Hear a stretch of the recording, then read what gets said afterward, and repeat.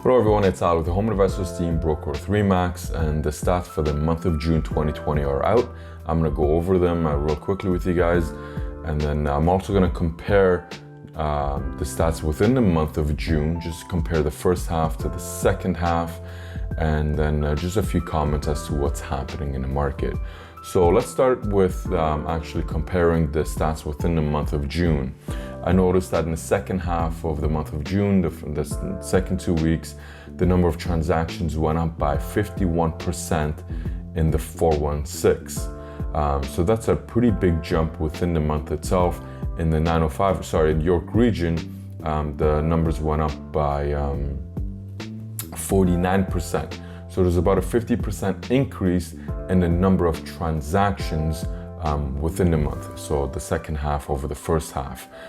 So those numbers are pretty substantial. The average prices did dip by about 1 to 2%. So that's not a huge deal, and you'll get that within, within week to week. Super luxury properties that are worth $3, $4, $5 million, selling for maybe $300,000, $500,000 below the asking price, and that brings down the average. So it's not a huge concern. Now comparing the stats for the month of June 2020 compared to June of 2019, I'm gonna go over the summary real quickly, and then drill down into the 416 and 905 based on property type. Now the average price came in at $930,000, which is a 12% increase over June of 2019, and that's a pretty substantial jump. It's about $100,000 increase in the average price year over year. The number of transactions came in at 8,700. That is only 1.4% lower than June of 2019, and when you actually look at the numbers, that's only about 150 transactions fewer than last year. So given, with COVID and everything, and people just being concerned about buying and selling, that has eased off, but even then, I'm actually quite surprised, and also in some respects pleased that people are coming out and they are getting back into the swing of things, and the market is starting to pick up again. So it's definitely a pretty big jump in the number of transactions. And the days on market came down to 18 days compared to 21 days June of last year. Now in the 416, the property types that did the best were first and foremost semi-detached. They went up by 22%, the average prices, that is, and then detached properties went up by about 14%, townhomes 6%, and condos also about 6%. And what that's telling me, and it's likewise in York region, I'll go over those numbers real quickly, but what that's telling me is that a lot of people are now going towards freehold properties. They think that there's more value in them. And I also think that a lot of people, because they've been in quarantine for the past few months, they've really looking around their living space, and they've noticed, or perhaps think that they don't have as much space as they would like if they're going to be spending more time at home. So, they want an extra bedroom, or maybe some more recreational room, perhaps a backyard if they don't have one, or a larger one if they already have one. So I think the trend is going towards freehold properties, although that's not to say that condos are not doing well. They are up almost 6% over June of last year, and the average price for condos now in the 416 is $672,000. That is a pretty, the numbers are strong, although the trend is going towards freehold. And detached properties, the average price is $1.5 million in the 416. So, the prices seem to be creeping up, not just by a little, but by quite a bit these days. And I think there's really a push by buyers to get into the market or upgrade within the market. And in the 905, detached properties have done the best so far. They're up by about 12%, semis 8%, townhomes 12% as well, and then condos are up by 9%. That was the average prices. And then 905, and once again, that factors in all 905s. That's not specific to York region, Durham, Peel, or Halton. That's all of the 905 included. So the average prices for condos is $528,000 in 905, and detached properties came in at just over $1 million. Interest rates do remain low. And so that's why I think there's real interest for buyers to get into the market.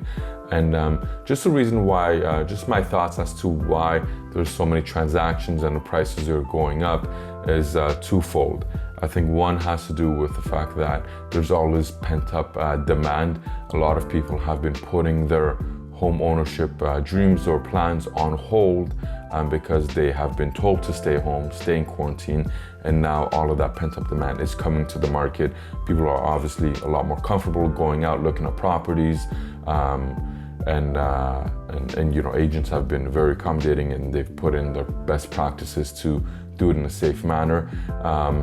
So that there's a lot of pent-up demand.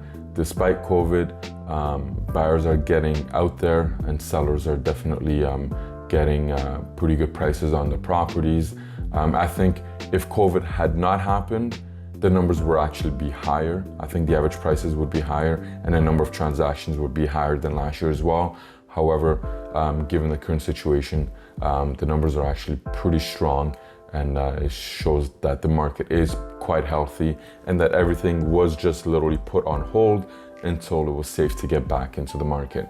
So that is one reason. And then the other reason is CMHC has changed their policy with regards to unconventional mortgages, which means any mortgage that's less than 20% with a down payment. They've made their TDS, GDS ratios, they've brought those maximums down, and they've also changed a few other policies, or change a few other rules, but essentially it's the GDS and TDS ratios that are affecting buyers. And what it actually means is that in order to get qualified with less than 20%, you have to qualify under these new ratios, which means you can now borrow less money, or you're getting qualified for a lower purchase price or a lower mortgage. And that, I think, put a bit of a scare into a few buyers that thought that otherwise, you know, if they don't pull a trigger now, they'll be priced out of the market because they'll have to get approved for a lower purchase price, which means they could probably either, if it's condos, they can't afford a 2-bedroom condo, they'd have to settle for 1 or 1+ den. And if it's a house or freehold, you know, they couldn't get a semi-detached, they'd have to settle for a townhome. So a lot of people pull the trigger before July 1st to get into the market. And I think there's a lot of transactions there. And perhaps even a lot of bidding wars is what that's stirred up, and so the average prices are up by 12%. These are certainly not the only factors. However, I think they do attribute to the number of transactions and the prices. We'll see how the month of July does. And if you're interested in getting to the market, let me know. If you're interested in selling a property, certainly let me know. I'd be happy to help you guys in any capacity that I can. As you know, I work with a team. We have well over 30 years of experience in the real estate industry, buying and selling not only luxury homes, but also condos and everything in between. So we certainly have the skill sets, the knowledge and the experience to back it up. And we'd be happy to just sit down with you and explain to you what we do and how we do it in order to help save you the most amount of money when it comes to buying, or getting you the most amount of money for your property when it comes to selling. And that is all. Share this with anyone that you think might get some value out of it. And follow me on Instagram, ali.m.realtor. Thanks, and take care.